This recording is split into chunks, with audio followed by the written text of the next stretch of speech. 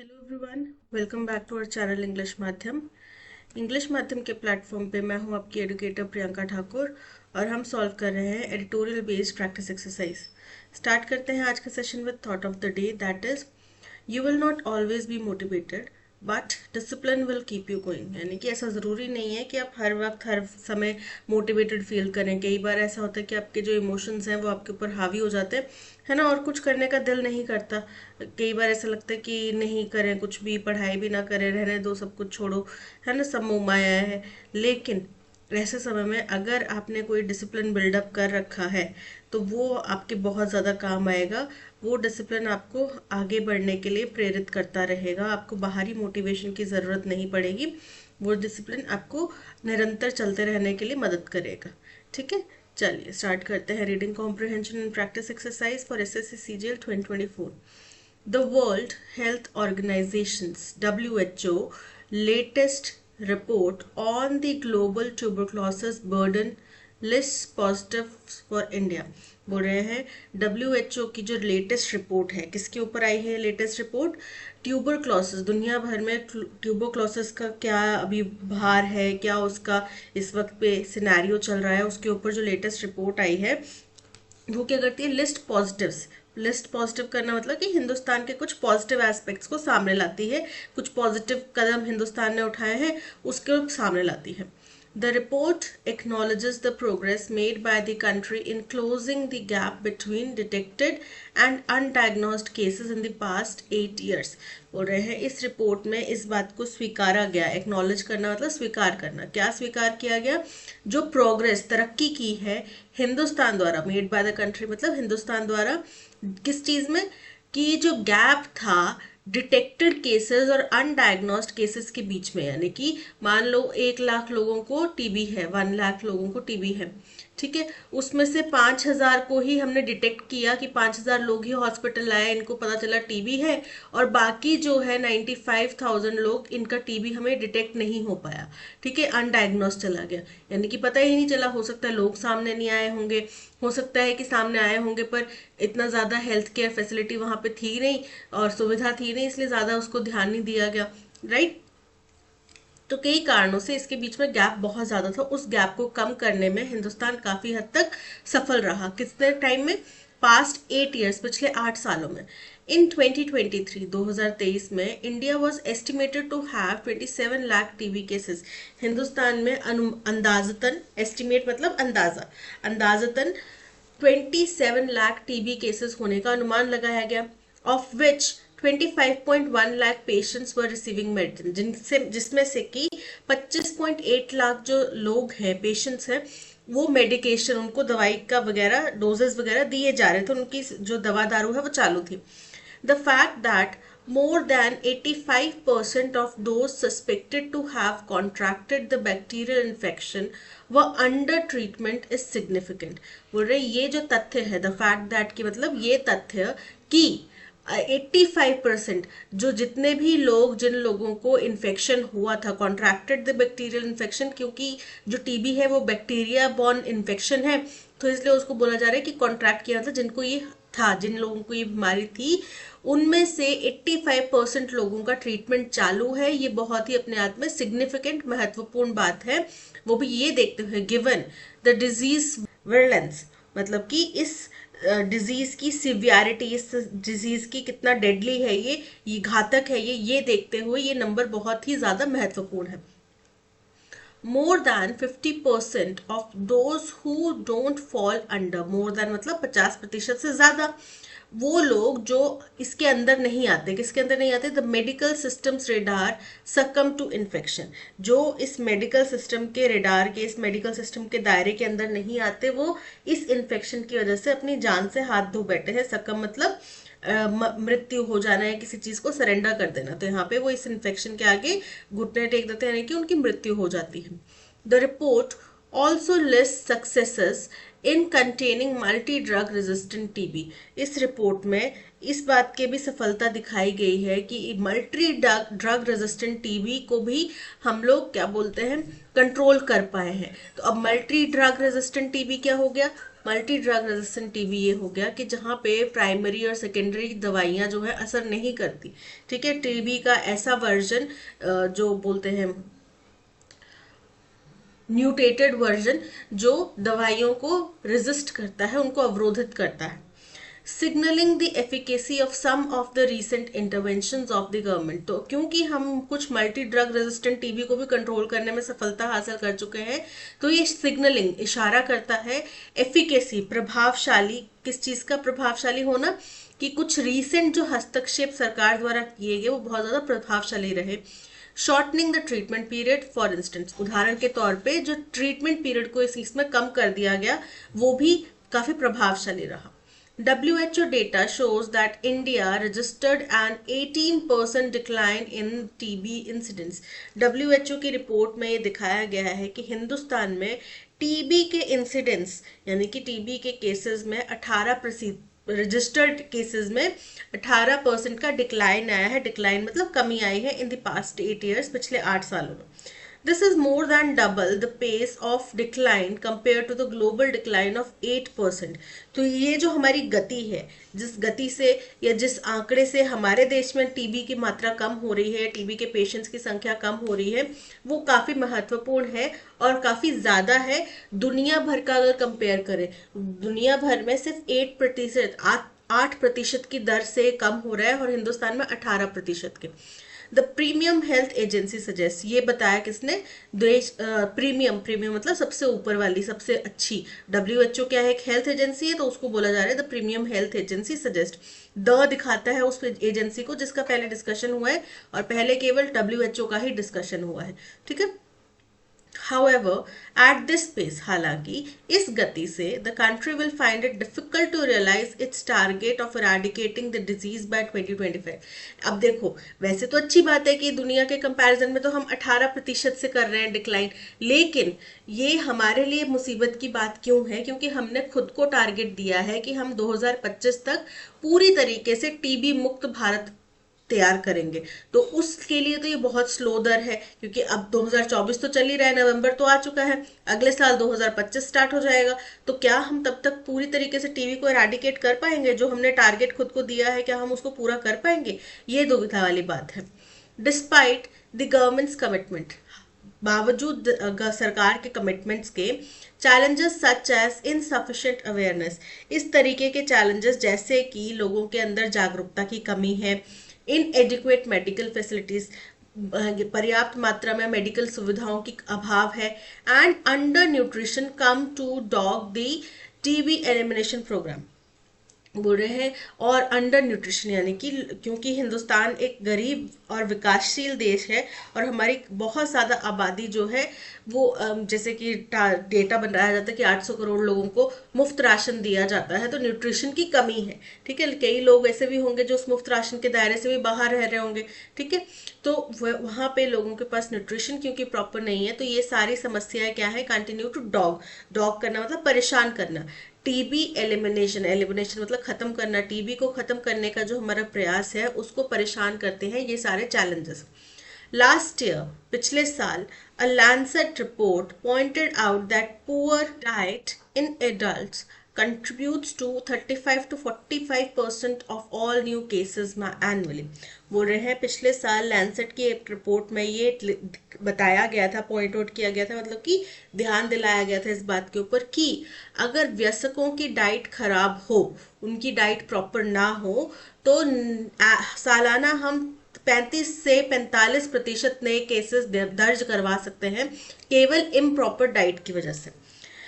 While undernutrition in patients with TB is a major risk factor for mortality, और वहीं TB के patients में अगर अंडर न्यूट्रिशन रहता है यानी कि न्यूट्रिशन की अगर कमी रहती है तो मृत्यु दर बढ़ जाती है या मृत्यु का खतरा जो है वो बढ़ जाता है। The government does have a scheme for nutritional support for patients on the bacterial disease. हालांकि हमारी सरकार ने ऐसा भी एक स्कीम है कि जो भी इस बीमारी से ग्रसित लोग होंगे उनको किसी तरीके का न्यूट्रिशनल सपोर्ट भी दिया जाएगा। ये प्रावधान हमने पहले ही लागू किया हुआ है। दो the percentage of TB patients covered under the program has increased appreciably in the past 6 decades.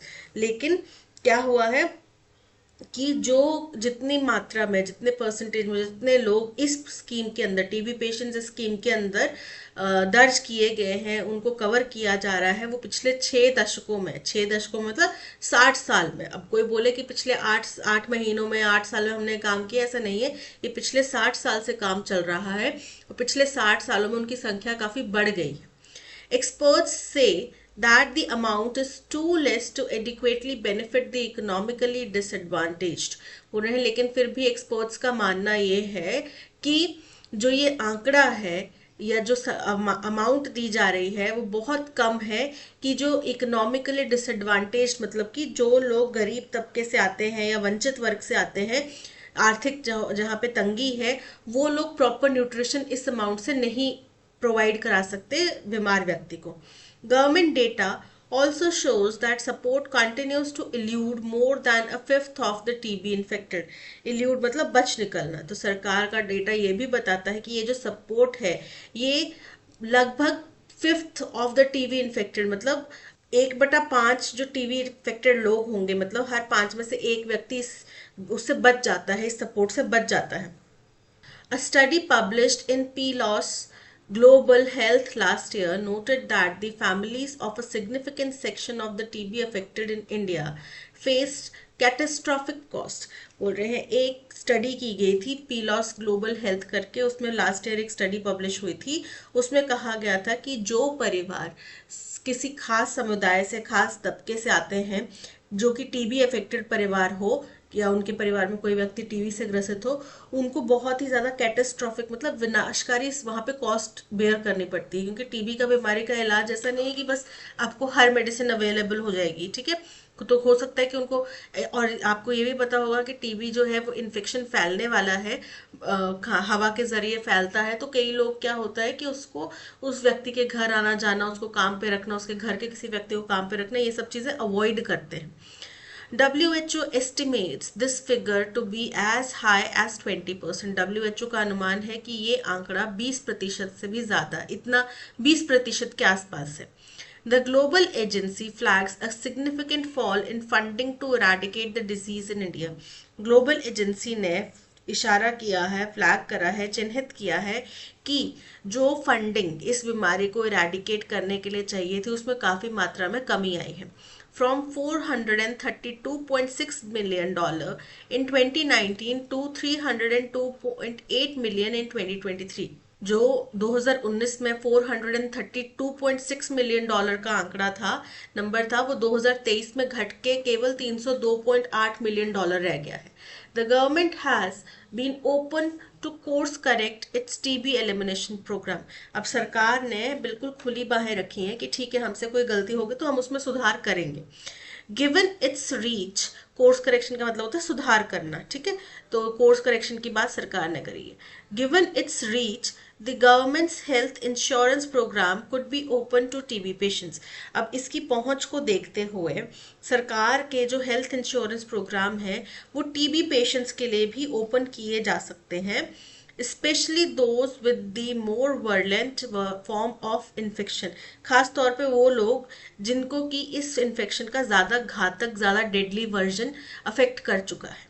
That could go a long way in eradicating TB in India. और ये बहुत मददगार, could go a long way का मतलब होता है बहुत मददगार साबित हो सकता है हिंदुस्तान में टीबी को इरेडिकेट करना, मतलब कि खत्म करने के लिए, बिल्कुल मिटाने के लिए। क्या मददगार साबित हो सकता है कि हम सरकार के जो हेल्थ इंश्योरेंस प्रोग्राम है उसमें टीबी पेशेंट्स को भी शामिल करें, और खास तौर पे उन टीबी पेशेंट्स को जिनमें ज्यादा घातक वर्जन है टीबी की बीमारी का, टीबी के वायरस का, ठीक है, बैक्टीरिया का।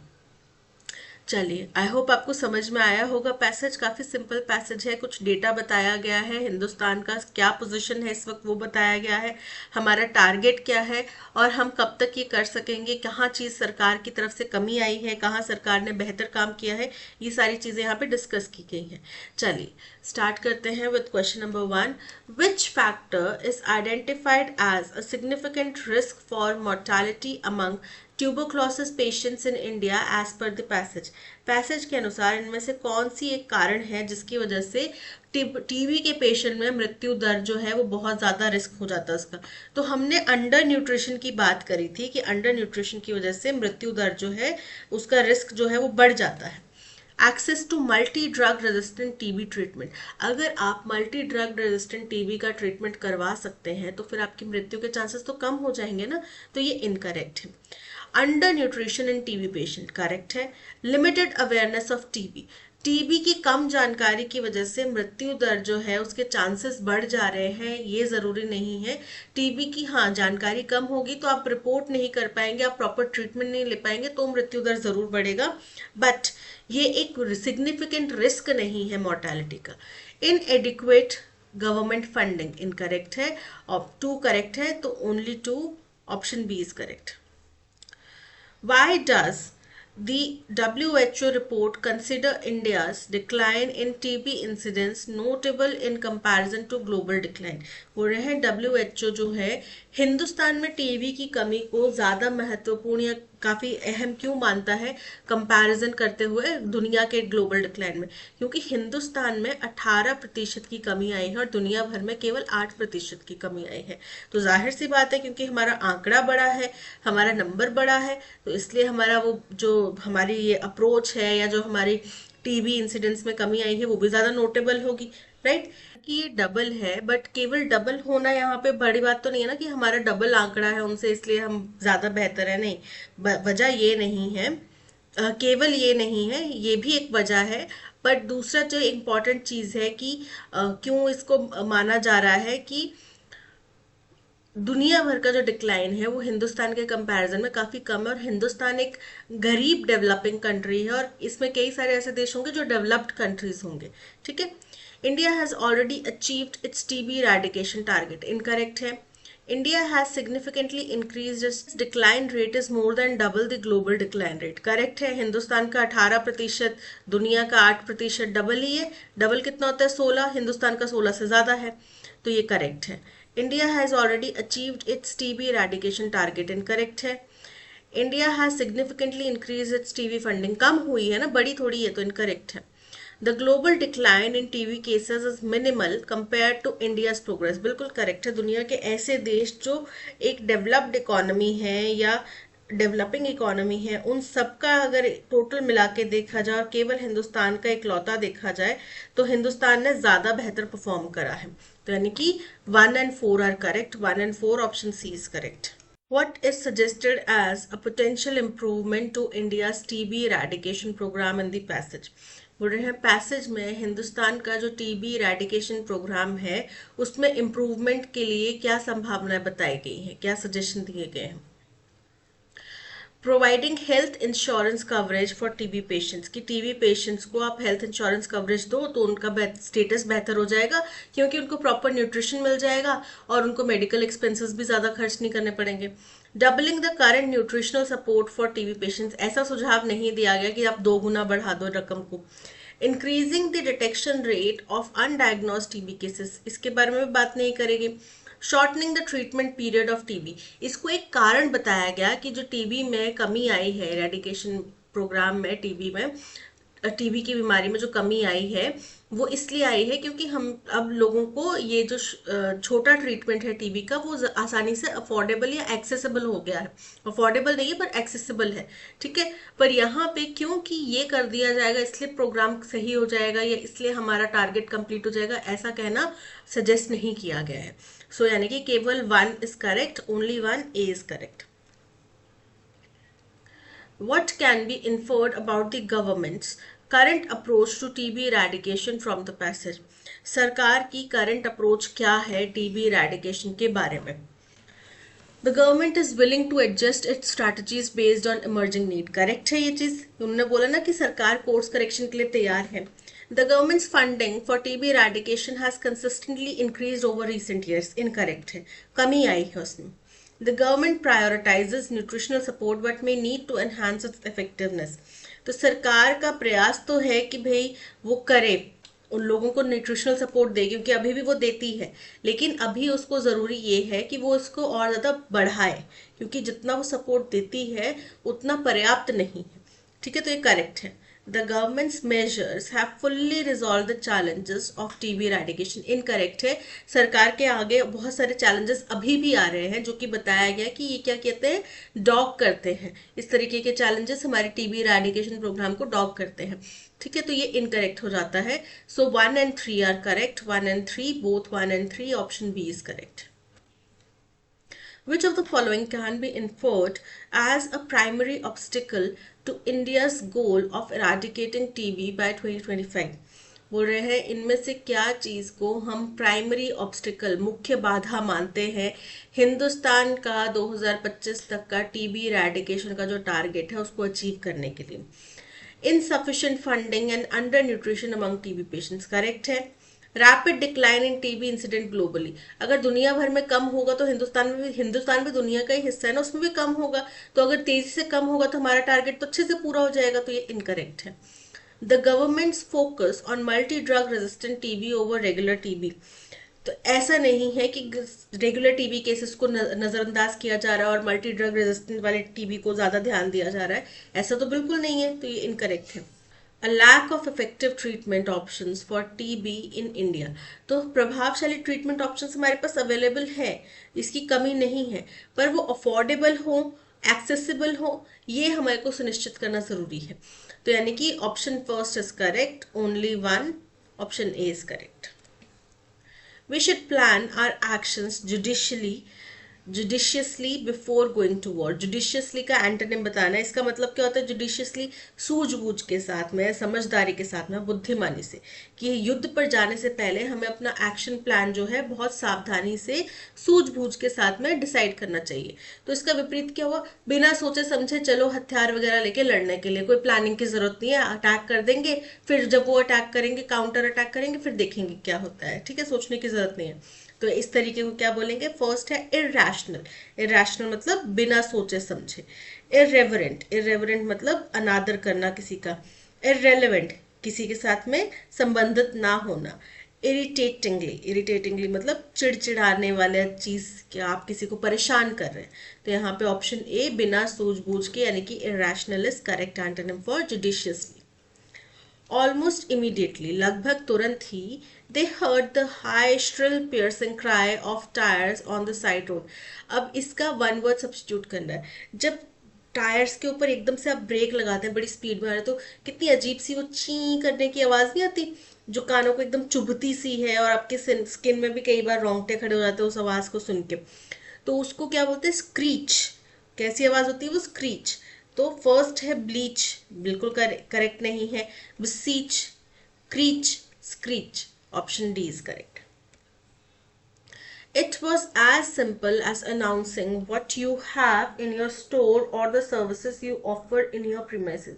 ये इतना इजी था जितना, जैसे कि आप केवल घोषणा कर रहे हैं कि आपके स्टोर में क्या है, या आप क्या क्या सर्विसेज अपने प्रीमाइस यानी कि अपने ऑफिस या अपने वेन्यू में देते हैं। ओवर द ईयर्स, कई सालों में, advertising has evolved into a major industry. Advertising जो है एक बहुत बड़ी इंडस्ट्री के रूप में उभर कर आई है। That goes beyond informing to persuading and influencing, जिसका अब उद्देश्य इंफॉर्मेशन देना नहीं है, लोगों को ललचाना, उनको आकर्षित करना और उनको प्रभावित करना है। Advertising was initially meant to make people aware of the goods available in market. तो ये शुरुआती प्रकरण है एडवर्टाइजमेंट का, कि एडवर्टाइजमेंट की शुरुआत इसलिए हुई थी, उसका उद्देश्य ये था कि लोगों को जानकारी दे कि भाई मार्केट में क्या क्या प्रोडक्ट्स, गुड्स अवेलेबल हैं, क्या क्या चीजें अवेलेबल हैं। ठीक है, ये देना, ये उद्देश्य था उनका। तो ये हमारा जब over the years advertising evolve हो गया है, उससे पहले की बात है, तो सी हमारा फर्स्ट स्टेटमेंट होगा। It is a form of brain washing consumer. Market में क्या प्रोडक्ट्स हैं, इससे ब्रेन वॉश होता है कंज्यूमर, या उनको परसुएड किया जाता है, उनको इन्फ्लुएंस किया जाता है, इससे ब्रेन वॉश होता है। तो जाहिर सी बात है कि बी से रेलेवेंट है डी, बी के साथ में डी रिलेट करेगा। और ए जो है कि वो बहुत सिंपल था कि आपने सिर्फ अनाउंस करना है कि आपके स्टोर में क्या है या आप क्या सर्विस देते हैं, तो ए रिलेट करता है सी से, यानी कि सी के बाद में आएगा ए, बी, डी। ठीक है, CABD, option B is correct. Experts acknowledge that some counterfeiting of document techniques are virtually impossible to detect. Counterfeiting of document को हम क्या बोलते हैं? काउंटरफेटिंग का मतलब क्या होता है? नकली चीज बनाना जो कि बिल्कुल असली लगे. ठीक है, यानी कि फॉर्जरी करी जा रही है. ठीक है, क्या किया जा रहा है? फ्रॉड किया जा रहा है, फॉर्जरी करी जा रही है. तो फियास्को इनकरेक्ट है, फियास्को नहीं आएगा. फियास्को का मतलब होता है विफल होना, असफलता. फ्रेंजी इसका मतलब होता है बहुत ज्यादा पागलपन, उत्तेजना. फॉर्जरी मतलब नकली. और जालसाजी या इनप्रॉम्प्टू, इनप्रॉम्प्टू मतलब बिना तैयारी के. तो यहाँ पे option C forgery is correct. As the rulers of the planet, humans like to think that it is the largest creatures that will emerge victorious from the struggle of survival. बोल रहे हैं इस धरती के रूलर्स होने के वजह से इंसान ये समझते हैं कि जो सबसे बड़ा क्रिएचर होगा वही इस स्ट्रगल, सर्वाइवल के स्ट्रगल में जीत पाएगा. विक्टोरियस मतलब जीत पाना. तो ये तो इंसान नहीं समझते ना कि सबसे बड़ा, अगर सबसे बड़े वाले ने रहना होता, सरवाइव करना होता तो डायनासोर्स जीवित होते. लेकिन इंसान ये समझते कि हम सबसे बड़े क्रिएचर बचेंगे, हम सबसे स्मार्ट हैं, हम सबसे इंटेलिजेंट है, तो हम एज अ ह्यूमन हम सबसे बड़े क्रिएचर्स बच जाएंगे, बाकी हमसे बड़े जो भी क्रिएचर्स हैं वो वैनिश हो जाएंगे. क्योंकि वॉर जो है वो सर्वाइवल ऑफ द फिटेस्ट का है. ठीक है, जंगल का नियम यही है, survival of the fittest. Earth का नियम यही है, survival of the fittest, which means it make us human think और believe that we will be the one who will be surviving the struggle. ठीक है, तो इट इज की बजाय क्या आएगा? They are the largest creatures that will emerge victorious from the struggle of survival. They are the largest creatures. Option A is correct. Option A C क्यों नहीं होगा? दे आर अ लार्जेस्ट नहीं आएगा क्योंकि हम उन क्रिएचर्स की बात पहले कर चुके हैं. ह्यूमंस हैं वो क्रिएचर्स. ठीक है, तो उनकी बात पहले कर चुके हैं. It is the most large creature भी नहीं होगा, इनकरेक्ट है. So option A is correct. The ointment will help to dash the wound. Ointment क्या होता है? दवाई होती है जो थोड़ी क्रीमी टेक्सचर वाली कोई भी दवाई होती है. ठीक है, वो क्या करेगा? हील करने में मदद करेगा ना, वो जख्म को भरने में मदद करेगा. तो उसको क्या बोलते हैं? हीलिंग, हील करना. तो हील करना मतलब ठीक करना. तो यहाँ पे हील, ऑप्शन ए हील है. इस हील का मतलब होता है जो हमारे पैर की एड़ी होती है, हील. ठीक है, नील मतलब घुटनों के बल बैठना. हील मतलब ठीक करना, और हील ये मतलब होता है ही विल, मतलब ही और फ्यूचर का बात करें कि वो करेगा. तो यहाँ पे option C heal is correct.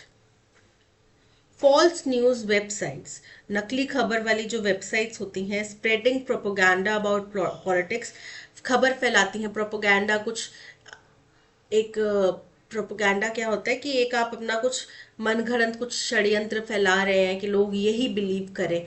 ठीक है, किसके बारे में? पॉलिटिक्स के बारे में.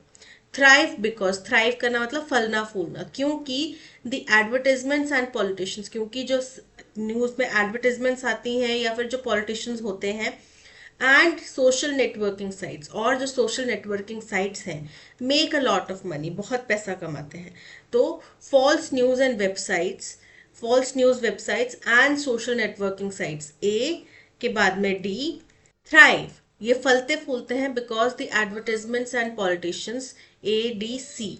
अब A D C, A D E, A D C, यानी कि option D is correct.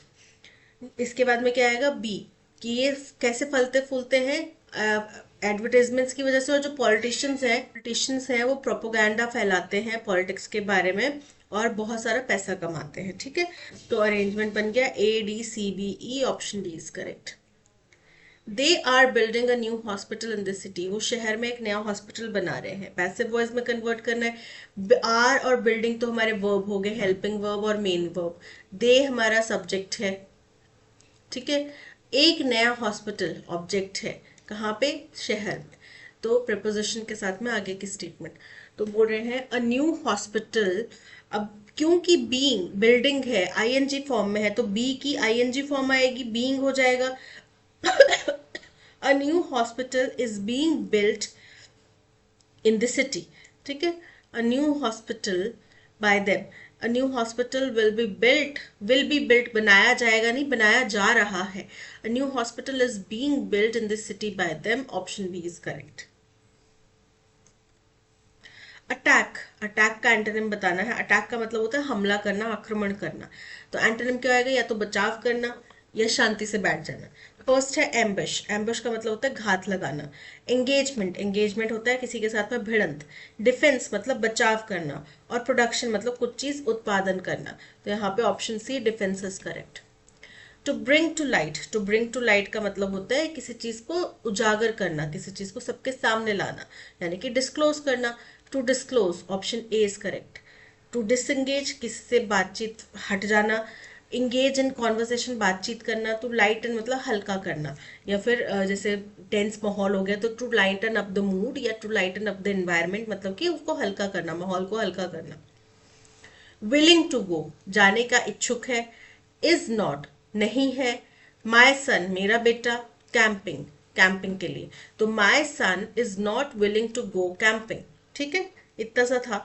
My son, R हमारा फर्स्ट स्टेटमेंट है। आर फर्स्ट स्टेटमेंट केवल ऑप्शन बी में आ रहा है, option B is correct. The thought of eating half cooked food under compulsion fills me with dash, कि इस बात का विचार भी कि कोई आधा कच्चा पक्का खाना मजबूरी में खा सकता है, ये विचार भी मेरे दिमाग में क्या करता है, मुझे किस चीज से भर देता है। फर्स्ट है रिपग्नेस, रिपग्नेस कोई वर्ड नहीं होता, रिपग्नेस होता है। रिपग्नेस का मतलब होता है कि बहुत ज्यादा डिस्गस्ट, घृणा, बहुत ज्यादा घृणा से भर देता है, बहुत ज्यादा आपको उस चीज से घिन सी आती है। ठीक है, तो वो हो गया रिपग्नेस। तो रिपग्नेस की spelling repugnance, option D is correct. The chef requires dash vegetables for salad. Stale, stale मतलब बासे, तो क्या आपको सैलड के लिए बासे वेजिटेबल्स चाहिए होंगे। एंटोनिम क्या होगा इसका, ताजे, फ्रेश। लीफी मतलब पत्तेदार, ग्रीन मतलब हरे, कट मतलब कटे हुए, फ्रेश मतलब एकदम ताजे। तो स्टेल अगर बासे है तो ताजे इसका एंटोनिम होगा, option C is correct. Rena pulled a long face since her husband had not brought her a diamond necklace on their anniversary. Pull a long face का मतलब क्या होता है, उदास दिखाई देना।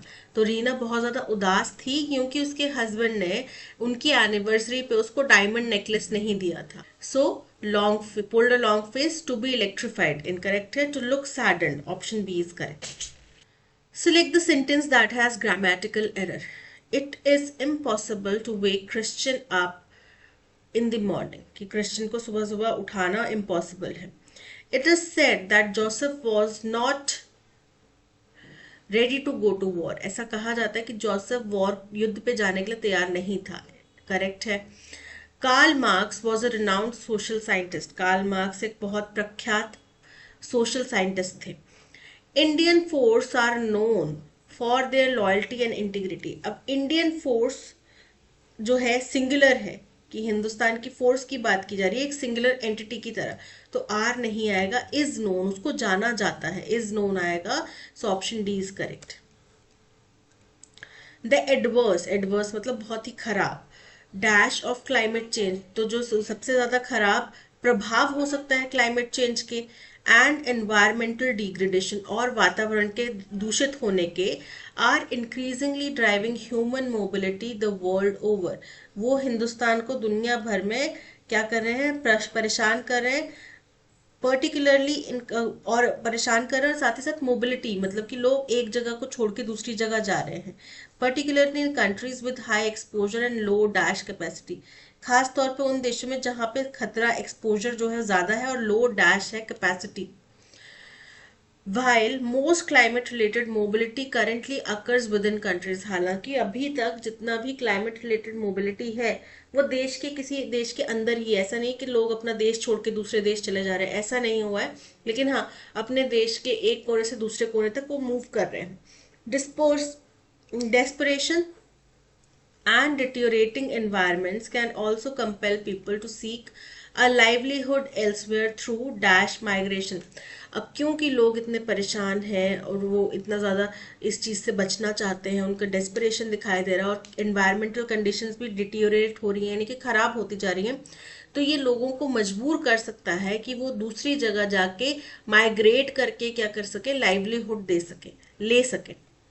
While climate change negatively impacts everyone everywhere, those already in vulnerable situation due to geography, poverty, gender, age, disability, origin और other status बोल रहे हैं। हालांकि क्लाइमेट चेंज जो है वो नेगेटिव प्रभाव सभी के ऊपर डालता है, सब जगह पे डालता है। ऐसा नहीं कि कोई एक देश उन्होंने छोड़ दिया, क्लाइमेट चेंज से प्रभावित नहीं हुआ, हर जगह प्रभाव पड़ेगा।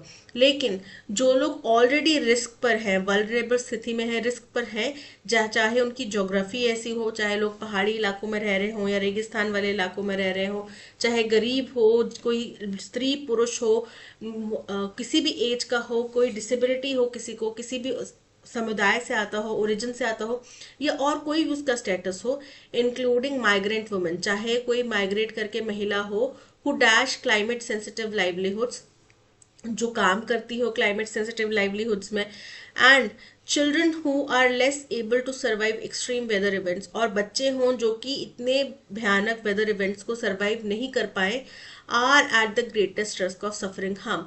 ये लोग जो है सबसे ज्यादा इस जो नुकसान होने वाला है उससे सफर करने वाले हैं, उसके रिस्क पर है। It is dash to recognize this reality and take meaningful action to protect the human rights of those most affected by climate change including migrants।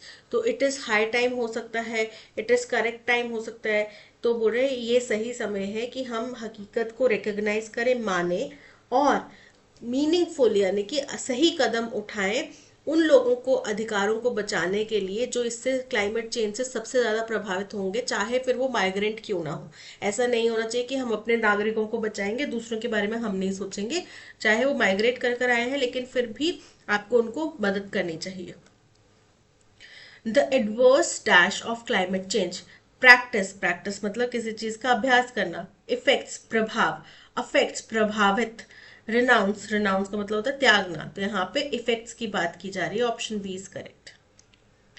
The adverse effects of climate change and environmental degradation are increasingly driving human mobility the world over, particularly in countries with high exposure and low dash capacity।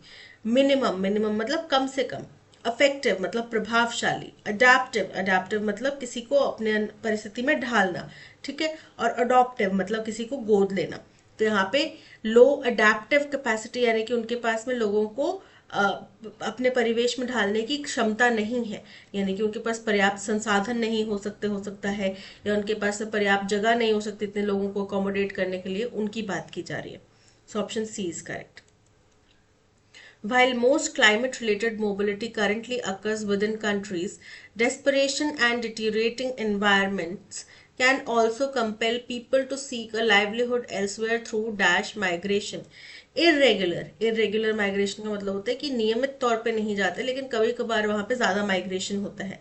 Regard मतलब किसी को आदर देना या किसी की तरफ सम्मान व्यक्त करना। फिक्सेट मतलब किसी चीज को ठीक करना, और फास्ट मतलब तेज। तो यहाँ पे इरेगुलर माइग्रेशन की बात की जा रही है, option A is correct. While climate change negatively impacts everyone everywhere, those already in vulnerable situations due to geography, poverty, gender, age, disability, origin or other status, including migrant women who dash climate sensitive livelihoods, depend in नहीं होगा, depend on होगा, जो निर्भर करती हैं climate sensitive livelihoods के ऊपर, ठीक है, तो depend on, option B is correct. It is dash to recognise this reality and take meaningful action. Secondary मतलब बहुत इंपॉर्टेंट नहीं है, बाद में कर सकते हैं, सेकेंड इंपॉर्टेंट चीज है। इम्पेरेटिव मतलब बहुत ही ज्यादा इंपॉर्टेंट है, बहुत ही ज्यादा आवश्यक है। रेजिस्टेंट अवरोधक है। ऑप्शनल आपकी मर्जी, आप करना चाहे या नहीं करना चाहे, पर ये हाई टाइम है, बहुत ज्यादा इंपॉर्टेंट समय है कि आप इस हकीकत को माने, एक्सेप्ट करें और प्रॉपर कदम उठाएं। So option B is correct, imperative is correct. That's all, आज के सेशन में इतना ही। Thank you so much for watching. अगर आपका कंटेंट पसंद आया हो तो लाइक, शेयर और सब्सक्राइब जरूर कीजिएगा। मिलते हैं नेक्स्ट सेशन में। Till then keep learning and keep practising. Bye bye.